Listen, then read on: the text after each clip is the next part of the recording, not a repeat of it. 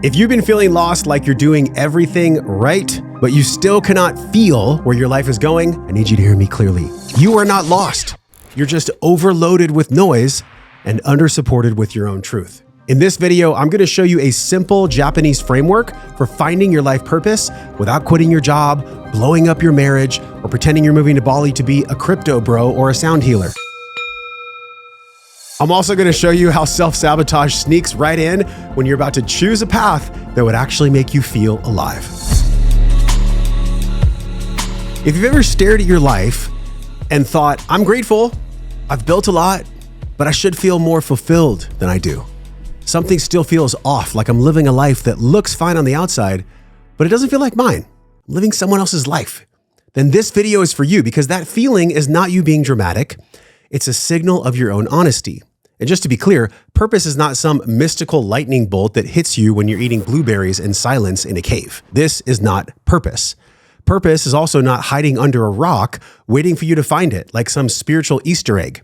And if it was, half of us in the modern world would probably miss it, because we would be scrolling on our phones, distracted while we're looking for it. This is why purpose feels so hard right now. We live in a world that expects you to decide your entire life when your brain is young and still learning how to do the laundry and emotionally regulate at the same time. And then 10 years later, you wake up and you're like, wait a minute, am I building a life that's actually mine? Or am I just continuing a plan that I agreed to because I wanted to be a good boy or a good girl? I was basically stressed out as a teenager. And so with good intentions and a nervous laugh, I did what my parents wanted me to do. Well, this pressure creates a lot of confusion, and confusion creates future paralysis. That future paralysis then creates the perfect environment for self-sabotage, because when you do not know what to do, you default to what you have always done. And then you call it a personality. It's just my personality. We are the only species on Earth that can have a warm bed, plenty of food, a full calendar, and still lie awake at night thinking, what is the meaning of my existence?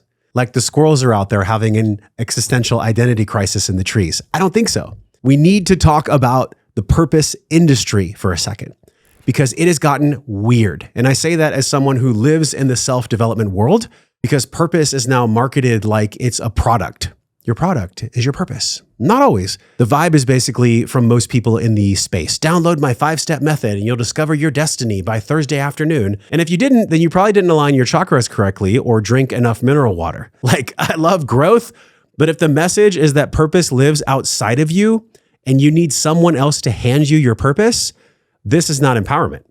This is a dependency with incense and a payment plan. So what I want to do today is give you something simple, grounded and actionable, so you can actually move forward without becoming a full-time self-improvement hobbyist who owns 7 journals and still cannot make one decision. That is not who you are at your core. Now, some of these programs act like your purpose is trapped inside you, but in order to access it, you have to use your credit card. And if you just unlock the premium tier, then your soul will finally load your update. Let's talk about what is your truth. The Japanese philosophy called ikigai, which basically means reason for being. And I love it because it responds to both your soul and your responsibilities. And it does not require you to pretend that you have no bills or no responsibilities. At the heart of it is 4 circles, and your purpose sits in the overlap that you see on the screen. The first is what you are good at. The second is what you love. And the third is what the world needs. And lastly, it's what you can get paid for. You have a fantasy, and potentially even a fantasy attached to a caffeine habit that props it up the whole time. Look at most people that are doing things just for money. Ikigai is not that. Ikigai is basically the grown-up version, the adult version of what you could have been asked in high school, instead of, hey, which suffering would you like to commit to for the next 40 years? This is where self-sabotage blocks your purpose. Now, we have to say the quiet part out loud, which is that purpose is not just a career question. Purpose is an identity question. Because if you step into what you're actually here to do, you will be seen. And if you're seen, you may be judged. And if you're judged, you definitely will be rejected. It's not even a maybe. You will definitely be rejected when you're doing something that you love. And the unconscious math becomes, oh, it's safer for me to stay confused than to be fully expressed. This is a fallacy. So self-sabotage shows up as overthinking, perfectionism, procrastination, or constantly researching purpose without ever taking the one step that would actually start to reveal it. And if you've been doing that, I'm not judging you. I've done that too. And the sad part is that it looks productive on the outside. So you can stay stuck with a straight face and look like you're doing work, yet self-sabotage is the part of you that says, I want my purpose, and then immediately opens 17 tabs called How to Know Your Purpose. And someone ends up watching a video about a guy who lives in a van and only eats raw cacao in Hawaii. How did you even get there? It's because self-sabotage is subtle. So the symptom is Sunday dread. A big sign you are off purpose is not just that you dislike your job, it's that you feel yourself shrinking in your own life. You know that Sunday night feeling where the weekend starts evaporating and your body feels heavy because you're already bracing and tensioning for Monday? And you're not just tired, you're discouraged. You start negotiating with reality, like maybe I can just get through the next 5 days again, and then I can feel alive on Friday night. That cycle is not just inconvenient. That cycle of dread is a signal, because living like that drains your life force, and it eventually leaks into your health, your relationships, and your self-respect. So this Sunday night dread that so many people feel basically is your soul sending you a calendar invite called, we need to talk. And you keep clicking, maybe later. It keeps sending you this message and you keep clicking maybe later. Now let's go into these 4 circles of the Ikigai framework in a way that is actually usable, not just some visual graphic. Circle 1, what you are good at. This is not what you are kind of okay at. It's not what you can force yourself to do with enough caffeine. It is what people naturally come to you for. Ask yourself, what do I learn quickly? What do I do in a way that feels like I am being myself instead of performing? Most people spend their life fixing what they are bad at and focusing on doubling down on your weaknesses instead of mastering what they're truly built for. And that is like taking a thoroughbred horse and trying to train it to be a goldfish. It just doesn't work. If people keep asking you for the same thing, that is not an accident. That is your gift, leaving a fingerprint. And it is also your cue to stop pretending you don't know what you're good at. Now let's go to circle 2. What do you love? Not what do you love when it's just easy, but what do you love enough to be willing to get better at? Because everything you love will have parts that feel super challenging. And it does not mean that it is wrong. It means that it's actually quite real. If the only thing you love is comfort, congratulations. Your purpose is a warm blanket. And I respect that, but I also know that you are meant for more than just throw pillows and avoidance. Let's get to circle 3. What does the world truly need? This is where purpose becomes sacred. Because when these start to overlap, when what you do helps people, that actually solves a problem or creates beauty or truth, it becomes a mission, not just a fantasy or a hobby. And the world needs so many things. There's 8+ billion people in the world. Sometimes the world needs your voice. Sometimes the world needs your steadiness. Sometimes the world needs you to raise your kids with emotional integrity so that they don't become adults who outsource their soul to a job title. The world does not need another perfectly curated life. The world needs you and I to tell the truth without needing 12 filters and a brand strategy meeting and all this perfect marketing just to figure out who you are. It's actually quite simple through these 4 questions. The 4th question in the circle, what can you be paid for? Money matters because you have bills and you deserve to be supported by what you give. And if you cannot sustain you, you will end up sacrificing your life vitality, your life force energy to something you do not care about just to survive. And I get it. I've been there. If you cannot get paid for it, though, it still might be meaningful, but it is probably not your whole purpose. It's your hobby. It's your fantasy. And your hobby should not be your landlord, y'all. There is a moment purpose becomes flow. You can see the Ikigai on the screen again. Pause this video and look at those, absorb those. Do this right now. Take 3 deep breaths and just look at this screen and ask yourself, what are my 4 in my Ikigai?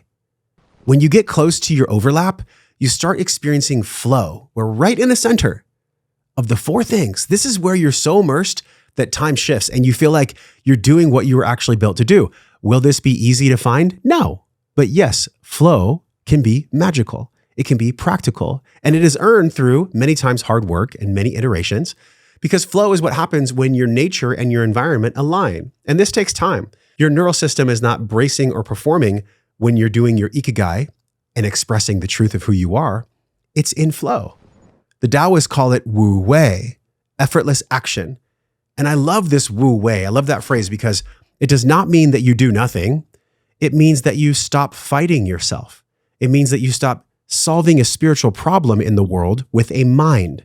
Flow is the only time you can work for 3 hours and forget to check your phone. Like when you're with your kids or your friends, or you're doing something you really love, you don't check your phone. This is how you know you're moving towards your ikigai. Now, there is a 1-minute guided somatic purpose that you can do to further step into your ikigai. I want to give you a 60-second practice you can do right now, because purpose is not just thinking. Purpose is also a felt sense. So I want you to put your hand on your chest and your stomach, take a big deep breath through your nose, belly rises. Long exhale through your mouth. 2 more.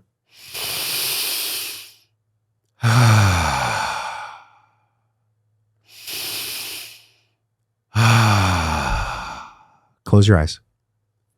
Ask yourself this question.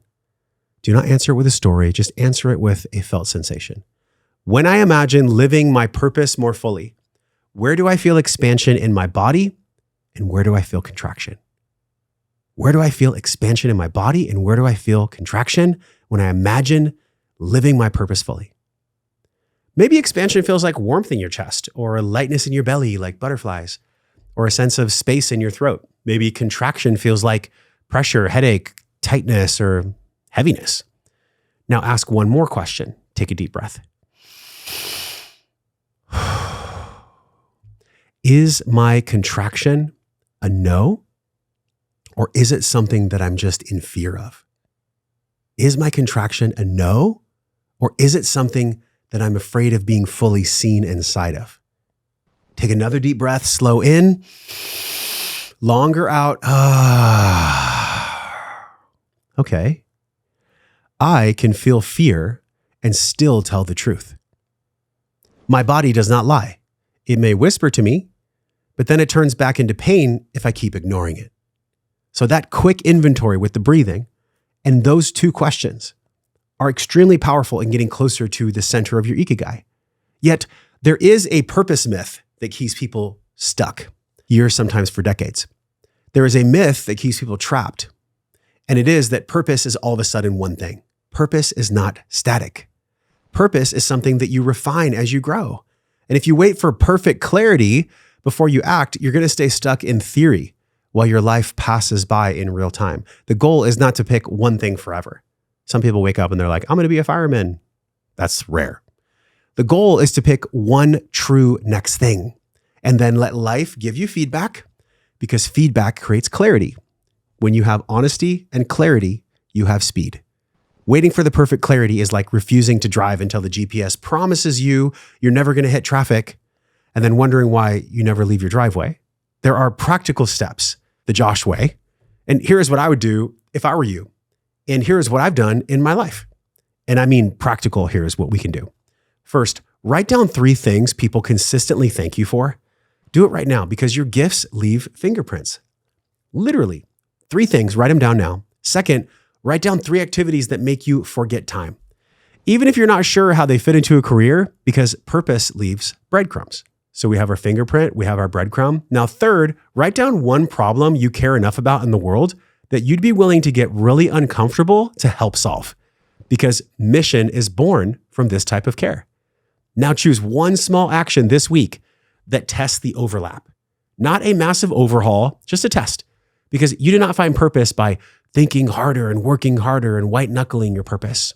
You find purpose by living your truth. If you're listening to this and you feel this familiar mix of inspiration and overwhelm, which is probably why you clicked on this video, if you want clarity, but you do not want another performative self-improvement project, that is exactly why we made the Self-Liberation Blueprint. This is a 10-day map that is completely free that helps you take emotional inventory, see the patterns, unconscious emotional patterns that keep you stuck, the unconscious beliefs that make identity level changes so challenging to where you feel like you're beating yourself up all the time. Your purpose is not something that you earn by becoming perfect.